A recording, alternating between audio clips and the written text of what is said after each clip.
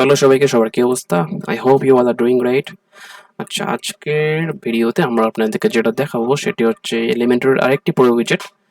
আমাদের Elementor pro সিরিজের আজকে এটি তৃতীয় পর্ব। আমাদের অলরেডি ২টা পর্ব ডান। সো যারা এখনো ভিডিওটি দেখেন নাই তারা অবশ্যই দেখার অনুরোধ রইল। আশা করি আপনারা কিছু শিখতে পারবেন সেখান থেকে। সো আজকে আমাদের আলোচিত বিষয়টি হচ্ছে টেস্টিমোনিয়ালস। সো আসলে টেস্টিমোনিয়ালটা আসলে কি? টেস্টিমোনিয়াল হচ্ছে একটি, মানে আমরা যারা ফ্রিল্যান্সিং বা অনলাইনে সার্ভিস প্রদান করছি তা ওদের জন্য একটি সুবিধাজনক একটি জিনিস। লাইক আপনি একজন ফ্রিল্যান্সার, আপনি আপনার ক্লায়েন্টদেরকে বিভিন্ন সার্ভিস প্রদান করেন, লাইক ওয়েব ডিজাইন আপনি করেন। সেক্ষেত্রে আপনি অলরেডি 50টা কাজ করে ফেলেছেন, কিন্তু আপনি পেয়েছেন 30টা ফিডব্যাক। এখন ওই ফিডব্যাকগুলো নিয়ে আপনি একটা সেকশন তৈরি করতে পারেন, বা ফিডব্যাকগুলো আপনার ভিজিটরদের বা আপনার ক্লায়েন্টদের আপনি দেখানোর জন্য আপনার ওয়েবসাইটে একটা সেকশন তৈরি করতে পারেন, যেটিকে বলা হয় টেস্টিমোনিয়াল সেকশন। মানে আমার ক্লায়েন্ট ফিডব্যাকের উপরে ভিত্তি করে একটা সেকশন আমি তৈরি করতে পারি, সেটিকে বলা হয় টেস্টিমোনিয়াল সেকশন। আই হোপ আপনারা বুঝতে পেরেছেন। আচ্ছা, এখানে টেস্টিমোনিয়াল সেকশনে থাকে আসলে ক্লায়েন্টের ইমেজ, ক্লায়েন্টের নাম, তার পজিশন, মানে সে কি করে, দেন তার একটা ফিডব্যাক এখানে থাকে। I hope it's clear. আসলে আমরা আজকে যেটি দেখাবো সেটি হচ্ছে এলিমেন্টরের একটি প্রো উইজেট টেস্টিমোনিয়াল ক্যারুসেল। সেখানে আমাদের টেস্টিমোনিয়ালগুলো আমরা এইভাবে স্লাইডারের মধ্যে শো করাতে পারি খুবই সুন্দরভাবে। আচ্ছা, তো আমার অলরেডি ডিজাইন পার্ট ডান, প্লাস কীভাবে এটা আমি করেছি সেটি দেখানোর জন্য আমরা এখন কাজ শুরু করব। সো আমি এখন অলরেডি করে রাখছিলাম, এটা আমি ডিলিট করি, আবার করে আপনাদেরকে দেখাই। আচ্ছা, তো আমি যদি এখানে লিখি টেস্টিমোনিয়াল ক্যারুসেল, অলরেডি চলে আসছে।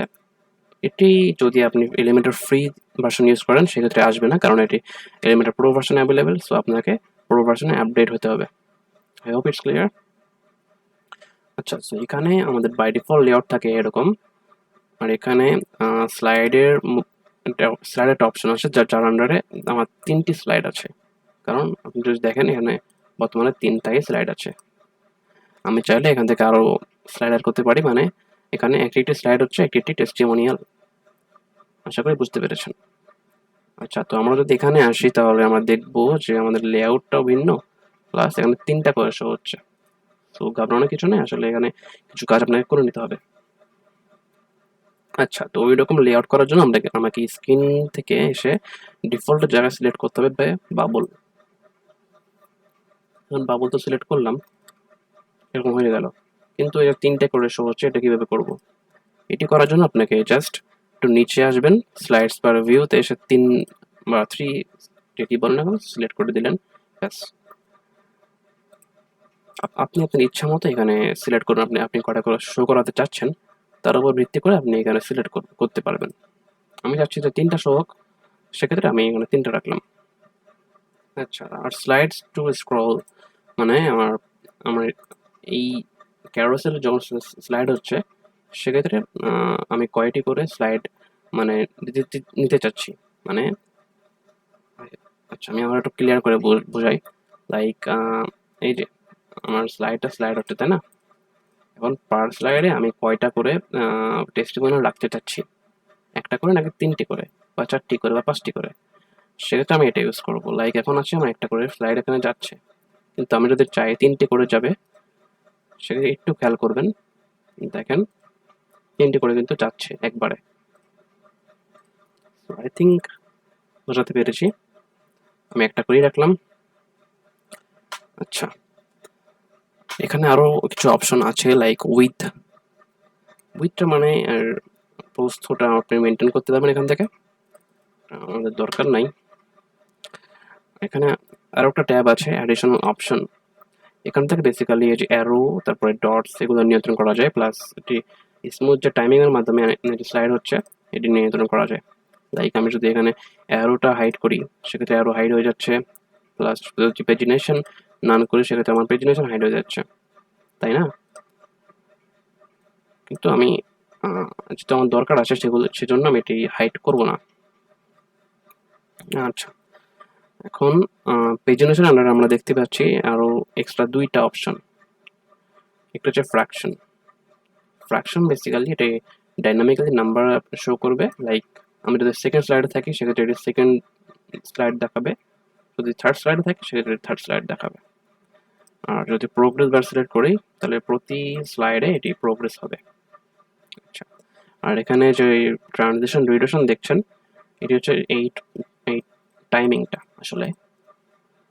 লাইক আমি যদি এখানে ক্লিক করি সেক্ষেত্রে এটা স্মুথ টাইমিংয়ের মাধ্যমে এটি আসছে, তাই না?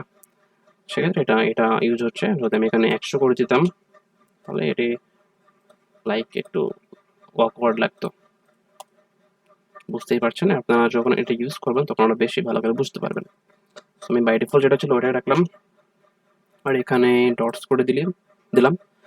বেশিরভাগ ওয়েবসাইটে এখানে ডটস ইউজ করে থাকে, সো আমিও ডটস ইউজ করি বা প্রেফার করি। আচ্ছা, এখানে অটোপ্লে নামে একটা অপশন আছে, যে যেটি দ্বারা মানে বেসিক্যালি এই আমাদের স্লাইডটা অটোপ্লে হচ্ছে। যদি আমি এটা অফ করে দিই সেক্ষেত্রে এটি অফ হয়ে যাবে। সো আমরা এটা করলাম না। আর এখানে অটোপ্লে স্পিড নামে একটা অপশন দেখতে পাচ্ছেন, একটা ইনপুট বক্স দেখতে পাচ্ছেন, যেখানে আপনি চাইলে আপনার আপনার এই স্লাইডটা যে অটোপ্লে হচ্ছে আপনি কত সেকেন্ড পর পর এটি অটোপ্লে চান এটি আপনার এটা এখানে দিতে পারেন। কিন্তু এখানে অবশ্যই আপনাকে মিলি সেকেন্ড হিসেবে দিতে হবে। লাইক এখানে 5000 মানে 5 সেকেন্ড। যদি আপনি 1 সেকেন্ড চান সেক্ষেত্রে আপনাকে দিতে হবে 1000। I hope it's clear now. আমরা এখন যাব ডিজাইন পার্টটিতে। সো এখানে যে ব্যাকগ্রাউন্ড ইউজ করেছি এটা আমি একটু নিয়ে আসি। আমি ক্রোম ইউজ করছি, ক্রোমের একটি এক্সটেনশন এটি, যেটাতে কালার সহজেই নিয়ে নেওয়া যায় যে কোনো জায়গা থেকে। সো এটা অন্য কোনো ভিডিওতে দেখিয়ে দেবো, সমস্যা নেই। সো আমরা এখন বাবলের কালারটা চেঞ্জ করব।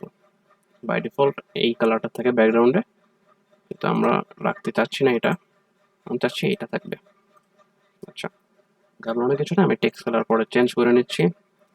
এখানে প্যাডিং থাকবে 40 পিক্সেল, নো বর্ডার রেডিয়াস, মানে আমার চার সাইডে একটা রাউন্ডেড কর্নার তৈরি হবে এরকম। আমি এটা রাখতে চাচ্ছি না। আরো একটা অপশন আছে বর্ডার, যদি সিলেক্ট করি দেন আমি যদি বর্ডার উইডথটা বাড়াই দেখতে পাচ্ছেন একটা বর্ডার চলে আসছে। আমি এটাও চাচ্ছি না। এখন আমাদের কাজ হচ্ছে ভিতরের টেক্সটের কালারটা একটু চেঞ্জ করা। সেক্ষেত্রে আমরা এখানে এসে জাস্ট মানে কন্টেন্টের ভিতরে এসে টেক্সট কালারটা হোয়াইট করে দিলাম। এখানে ফন্টটা আমরা সিলেক্ট করি, ফন্ট আমরা ইউজ করেছিলাম হচ্ছে জোসেফিন সেন্স, সিলেক্ট করলাম, এটা বোল্ড করলাম। এটাকে বোল্ড ছিল না, সরি এটা বোল্ড ছিল না, 600 ঠিক আছে। আর চাইলে আপনি ফন্ট সাইজ বাড়াতে কমাতে পারেন। ট্রান্সফর্ম এখান থেকে আপনার ইচ্ছা মতো আপনি করতে পারেন। ট্রান্সফর্ম মানে ফন্টগুলো যদি আপার কেস সিলেক্ট করে দিই সেক্ষেত্রে সব পুরো ফন্ট আপার কেস হয়ে যাবে, মানে বড় হাতের হয়ে যাবে। লোয়ার কেস মানে ছোট হাতের। ক্যাপিটালাইজ মানে এই যে মানে প্রত্যেক ওয়ার্ডের প্রথম প্রত্যেক সেন্টেন্সের প্রথম ওয়ার্ডটা এখানে বড় হাতের হবে। I think it's clear now. আমি ডিফল্টে রাখলাম। আর এখানে আমাদের অলরেডি ভিতরের পার্টটুকু ডান। এখন আমাদের যেটা করতে হবে সেটা হচ্ছে ক্যারুসেলের কালারটা চেঞ্জ করা। উপস, আই মিস সামথিং। এখানে আমাদের ক্লায়েন্ট ইমেজ অ্যাড করতে হবে, প্লাস নামের ফন্টে কিছু কাজ করতে হবে। আমি একটু ইমেজটা অ্যাড করে দিই।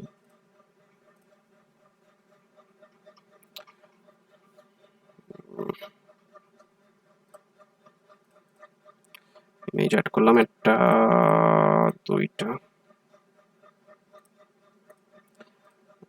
3 নাম্বার ইমেজ অ্যাড করে দিই। তাহলে আমার এখানে আপাতত ইমেজ চলে আসা সব কয়টা। আমি আর স্লাইড অ্যাড করলাম না। আপনি যদি ইচ্ছা করেন, আপনার যদি আরো প্রয়োজন হয় সেক্ষেত্রে আপনি আরো অ্যাড করতে পারেন। আচ্ছা, এখন আমাদের এখানে কিছু ফ্রন্টে কাজ করতে হবে। কন্টেন্ট আমি আবার আসলাম, দেন এখানে নেমে ক্লিক করব। নেমে ক্লিক করে আমি একটা কালার দিয়ে দিই, 333 দিলাম। এখানে ফন্টটা আমি দিব একই সেম ফন্ট, জোসেফিন সেন্স। দেন ট্রান্সফর্ম থাকবে আপার কেস, এখানে 700 করে দিলাম। ফন্ট সাইজ 16 মেবি না 15 করে দিলাম। আর এখানে আমাদের এই কালারটা আবার নিয়ে নিই, এটা হচ্ছে জাস্ট এই সেকশনটার জন্য।